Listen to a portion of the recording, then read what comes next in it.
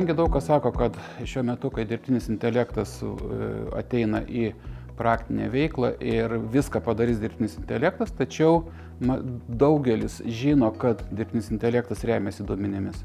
Todėl duomenų analizė, duomenų sutvarkymas ir pateikimas dirbtiniam intelektui yra gana svarbus. Todėl mes šitame kurse ir kalbėsime daug apie duomenis, apie jų sutvarkymą, pateikimą ir analizavimą.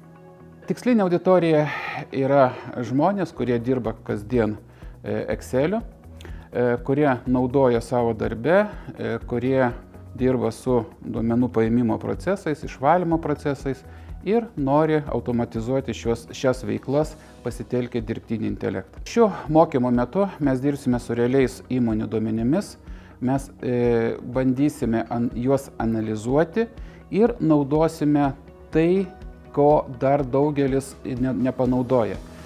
Nuo naujausio Excelio yra integruotas naujas įrankis, tai yra Power įrankiai, ir jie dažniausiai būna nejungti. Todėl mes per šitos mokymus dirbsime su Power Query, dirbsime su Power Pivot Tables ir panašiais įrankiais. Ir juos jūs gebėsite taikyti ne tik tai mūsų mokymo metu, bet ir per savo praktinėje veikloje.